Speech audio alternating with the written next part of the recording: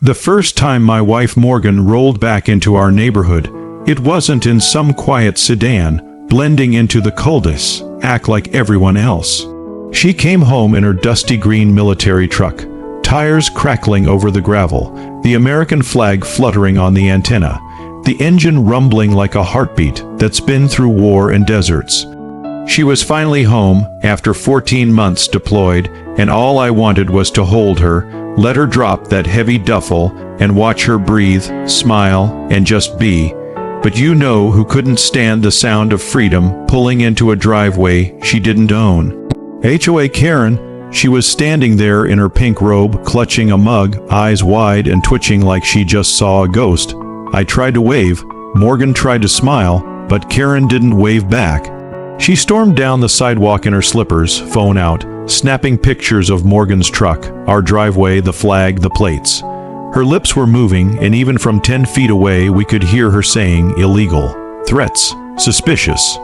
Morgan was pulling her duffel out of the back when Karen screamed, "Put that down. You can't bring military property into this neighborhood. This is private. You don't belong here." I felt something in me boil, but Morgan, still in her desert camo pants and base t-shirt, just stood tall, looked at her, and said calmly, "I live here."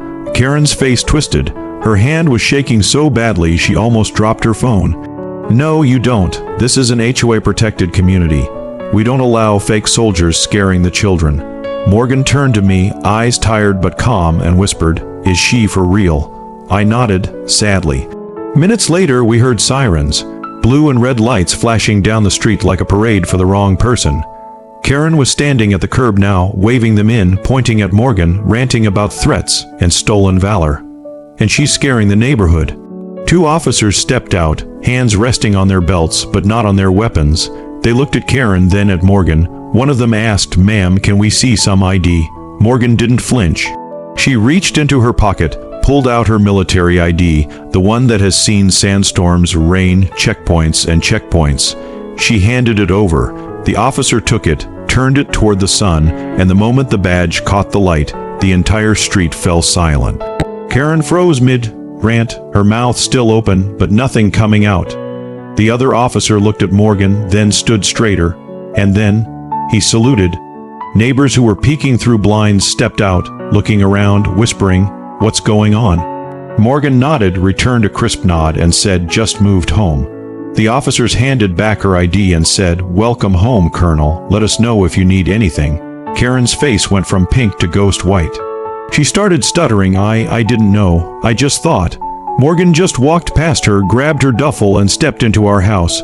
We shut the door, but I could still see Karen outside, her phone shaking in her hands, her lips moving, but the words gone. Little did she know, her attempt to embarrass a soldier had just marked the beginning of her downfall. You would think it would have ended there. That Karen, after getting shut down in front of the whole neighborhood, after seeing the cops salute Morgan, would crawl back to her porch and leave us alone. But if you've ever dealt with a Karen on a power trip, you know it's never that simple. The next morning, Morgan stepped out to grab the mail, wearing her old army hoodie, her hair tied back, coffee steaming in her hand, just trying to breathe in the first morning home. She came back inside, her face tight. She handed me a yellow slip, a fine, for violating HOA vehicle restrictions. I blinked. "They're fining you for parking in our driveway." Morgan laughed, but it was a cold laugh, the kind that rattles in your chest. "Not me, you. They're fining you for me." 2 hours later, an email showed up. Subject: Urgent HOA violation, immediate payment required. Attached was a photo of Morgan's truck in the driveway, time-stamped from the night she came home. Karen had filed it herself, and there was a note.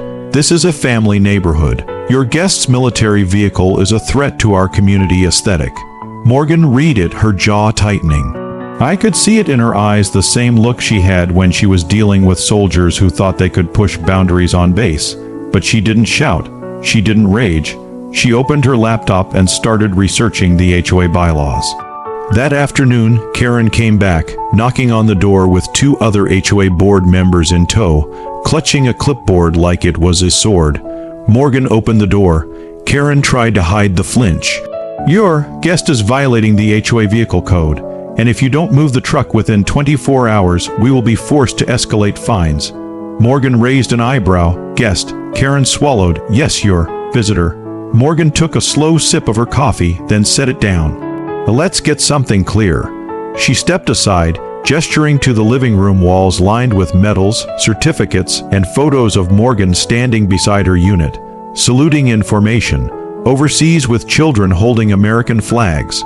"I live here, this is my home, I pay these taxes. I defend your freedom to walk around this street. You want to fine me for coming home?" Karen blinked rapidly, shifting from foot to foot. The man beside her cleared his throat. "Ma'am, the HOA has rules, and we all have to follow them." Morgan stepped closer. "You want to talk about rules? I spent the last year enforcing rules in places you wouldn't last a day. I know exactly what real threats look like, and my truck in my driveway isn't one of them." The silence was thick. Karen's lips quivered. She glanced at her clipboard. She tried to mumble, "We'll have to review this with the board." Morgan leaned against the door frame, arms crossed, looking every inch the calm storm she was. "Do that." Then she closed the door, leaving them standing on the porch. But we knew it wasn't over. That evening, we saw them outside, whispering with neighbors, pointing at our house, shaking their heads. Karen was gesturing with her hands, animated, frantic, pulling up something on her phone and showing others. And then it started, small things. Trash cans moved from the curb, letters going missing from our mailbox, a neighbor suddenly cold when we waved, kids pulled back inside when Morgan stepped out for a walk.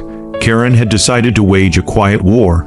But Morgan, she's been in real wars. Every fine that came in, Morgan logged it. Every suspicious note, she photographed. Every whisper, she documented. And in between, she would sit on the porch in the evenings, polishing her boots, sipping coffee, watching Karen scuttle by like a squirrel desperate for control. Then came the meeting notice. Karen was calling a special HOA board meeting to discuss threatening behavior by a resident and concerns for neighborhood safety. We were the subject. Morgan looked at the notice, folded it neatly, and said, "Good. Let's give them something to remember." The countdown had begun.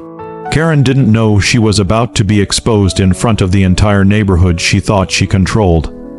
The night of the HOA meeting, the sky was bruised purple, the air heavy, like it was holding its breath. Morgan put on her clean, pressed civilian jacket, the one that barely covered the tattoo on her wrist of her unit's insignia. She glanced at me, smirked, and said, "Ready for a neighborhood gathering." The meeting was in the HOA rented clubhouse, you know, the one funded by everyone's dues, the one Karen acted like was her personal throne room. We walked in, and the chatter stopped. You could feel it. The tension, neighbors shifting in their chairs. Karen at the front with her clipboard and her sidekick Marcus. Both of them looking like they'd just swallowed lemons. Morgan nodded politely at the neighbors she recognized from waves across the street, took a seat in the front row, back straight, eyes clear. Karen cleared her throat dramatically.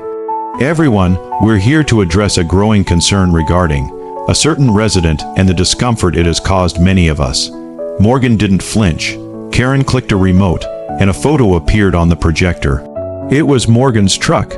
Then another slide of Morgan stepping out of the truck in uniform, another of Morgan getting mail. Karen kept talking, her voice shaking but trying to sound strong. "We have standards in this community, and the aggressive presence of military vehicles and uniforms can create fear, especially for children. We've received complaints about intimidation and—" Morgan raised a hand. Karen froze. Morgan stood up, calm as sunrise. "May I speak?" Karen's lips tightened. "We're not taking comments yet." Morgan stepped forward anyway. She turned to face the neighbors, her neighbors who looked unsure, glancing at each other. "My name is Colonel Morgan Reed. I have served this country for over 18 years, with deployments in 3 continents. I moved here to be with my family, to finally sleep in my own bed, to enjoy the freedom I fought for. And I'm being fined and harassed for parking my truck in my own driveway, for wearing the uniform that represents this nation, for coming home." A hush. She turned, looking directly at Karen. "And you, Karen, called the police on me. You claimed I was a threat." Karen's eyes darted, her lips parted, trying to form a rebuttal, but nothing came out. Morgan took out her military ID, held it up so everyone could see. "This is who I am, this is what I've earned, and I will not apologize for it." A man in the back, an older vet, nodded slowly, eyes misting. A woman whispered, "God bless you." Karen tried to find her voice. "This is about community standards." Morgan turned to her, voice steady, but with a sharpness that cut through the room. "No, this is about your personal vendetta and fear. You're using HOA rules as a weapon to push your control on others." Marcus stepped in trying to calm things, but Morgan turned to him too. "Your bylaws don't override federal rights. They don't override the Constitution." She pulled out a folder and dropped it on the table. "I've documented every fine, every note, every whisper campaign you've started. And if this harassment doesn't stop, I will pursue legal action. I've already spoken to the county attorney. I know my rights, and you will respect them." Karen's face drained of color. Her hands fumbled with the papers on the table. Neighbors started to murmur. A woman near the front said loudly, "Karen, this is ridiculous." A man in the back added, "We should be welcoming her, not attacking her." Morgan nodded, giving a soft, tired smile. "Thank you." She picked up her folder, turned, and walked back to her seat. The room was alive now, buzzing with murmurs and side conversations. Karen tried to continue the meeting, but her voice kept cracking. Every time she looked at Morgan, she flinched. Morgan just sat, calm, unshakable, sipping from a bottle of water. She had fought in real battles, seen real threats, faced real enemies. This was a Tuesday. When the meeting ended, neighbors came up quietly, shaking Morgan's hand, thanking her for her service, apologizing for what she had been put through. Karen packed up her things, eyes wet, her control over the room shattered. But Morgan wasn't done yet.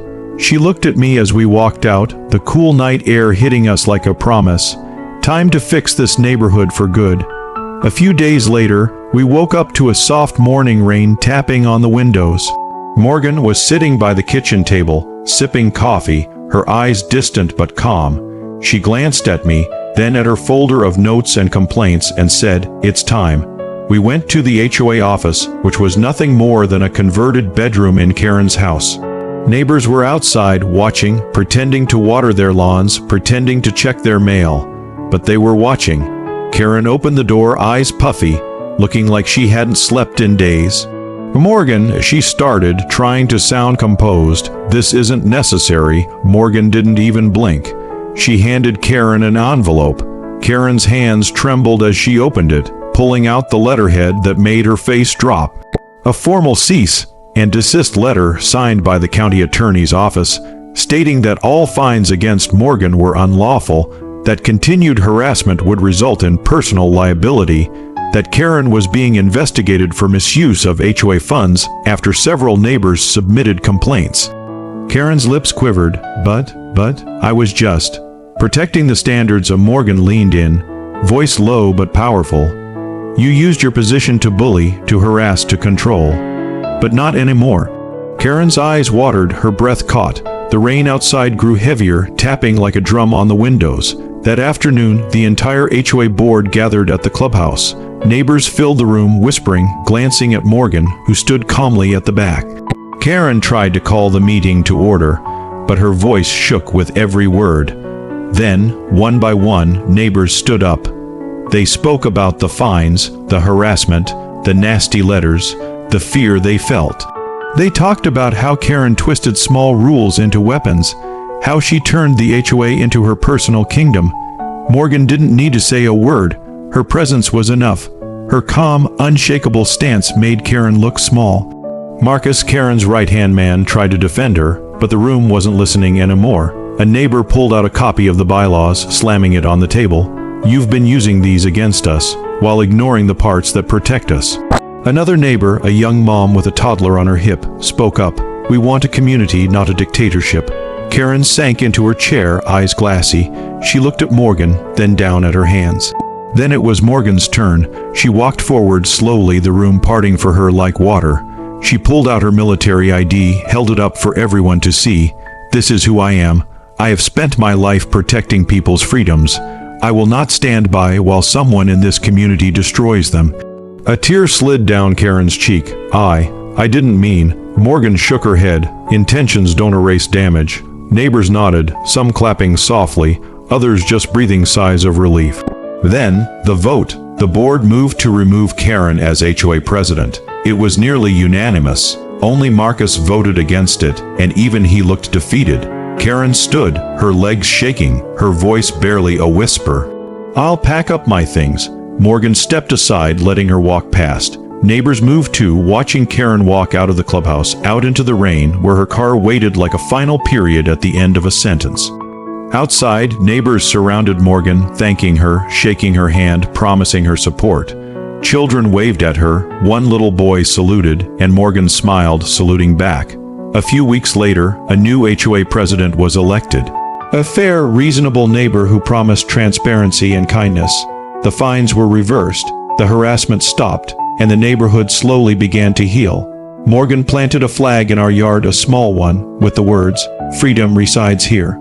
She stepped back, looking at it, a soft smile on her face. I came up beside her, slipping my arm around her shoulders. "It's over," I whispered. Morgan nodded, but her eyes were thoughtful. "It's never really over, but we protect what matters."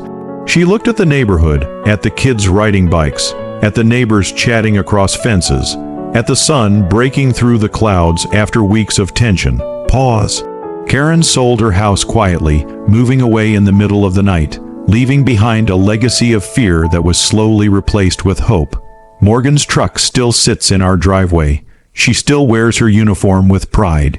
And every time she walks down the street, neighbors wave, children smile, dogs run to her, and every so often, an old veteran salutes her with tears in his eyes. Because in the end, Karen tried to break a soldier. But she only made the neighborhood stronger. And that's how the bully lost, and freedom won.